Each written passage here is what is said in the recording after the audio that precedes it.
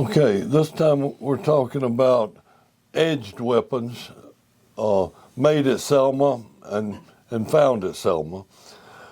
Except the first one is non-dug. It belonged to a Confederate lieutenant named C.B. Morris of the 9th Louisiana. He was captured in 1863 at the Rappahannock River in Virginia and sent to Johnson's Island, where he died in prison in 1864. This naval Cutlass was left at his home in Mobile, Alabama. The Cutlass was manufactured at Selma. That's a reproduction, it says, that tip is. But it's leather sheath, real nice. I bought this, and it's unmarked, but it is from Selma. The reason I say it's from Selma, I know it's from Selma, because this is one I found at Selma. It's the same thing, just missing the guard of the Cutlass. Heavy, the steel is holding up really well. Same blade, same everything. And this is from Selma. And we found more of just the blades, same thing. You're not going to be able to say this is brought from somewhere else. It's from Selma. That's a different style. Now, that one may not have been made. In fact, I think that I see some, this is a Yankee one. NP, probably says Ames. NP Ames. Maybe Springfield. Springer? Yeah, that's under the word. Yeah. That's a Yankee one that was there. But these others are actually the ones that were made at Selma and different varieties. This one is really weird. I think that would have been a handle here, and that this is, I don't know what that would have been for, but it's more of the stuff they made at Selma. All of this stuff here is from Selma. Here's another one of those, I guess this would have been a bayonet. It's real long. It's one of those Cooking Brothers. Now, if I'm wrong about that, I'm wrong. That's fine. But this is from Selma. No groove, no nothing. Just a flat back here, flat blade. And the fire, when they destroyed Selma, melted this. But that's nice. Here's some sort of little short sword. No markings, no groove. Strictly Confederate look to it. Flat here too.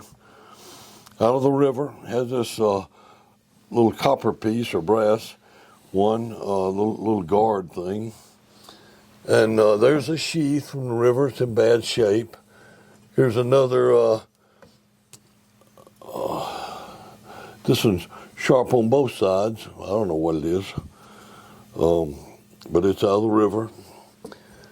And then here's various other bayonet pieces, sword pieces. Here's a saber. Bad shape, flat here. Most of the Confederate ones were flat here, not rounded. But this is another one that's got the flat back like would have been Confederate, but it does have the, what do you call that groove? Some people call it a blood groove. Blood groove, or there's a word called fuller that means something. I don't know what it means. And here's another one. This one's deteriorating real bad. Things deteriorate different. It depends on how it's found, actually. And this one here, unfinished here, but it would have probably been a bayonet.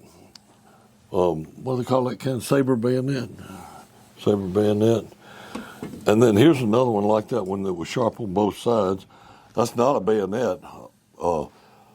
It's sharp both ways, and somebody that knows about edged weapons, tell me what they are, because I don't know. All we do is find the stuff, and we need help. And then there's I'm going to get to that one in just a minute. Here's even a safety razor. I mean, not a safety razor, a razor from the river at Selma. Straight razor. Straight razor, yeah, for shaving. And then there's another piece in terrible condition. This looks like some sort of a pike here. I think it's would have been some sort of pike, as I think these two pieces here were originally long and pikes, fit over there. And now that's another probably piece of bayonet. Then there's this. This is very special.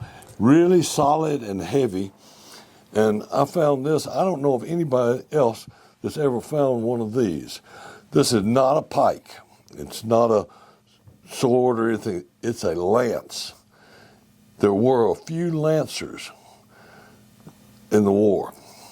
I think they even did something one time, but out west. But this would be mounted on a piece of wood, and this ring is important.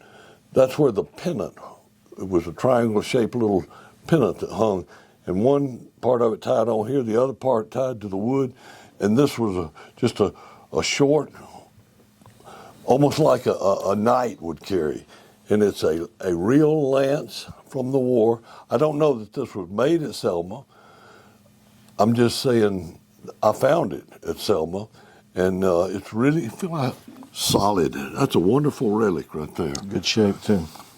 That little, don't break that little loop off. That's a nice piece.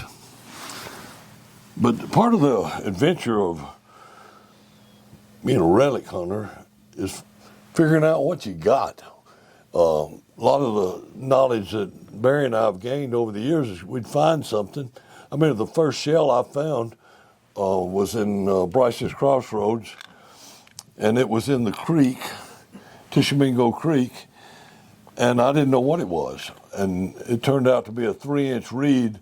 I carried it to Shiloh and asked all the experts there, and they said it was a James shell, and somebody else said it was Hotchkiss or something, but nobody knew nothing, but it was just a 3-inch reed, but it was number one, and there was 600 and something.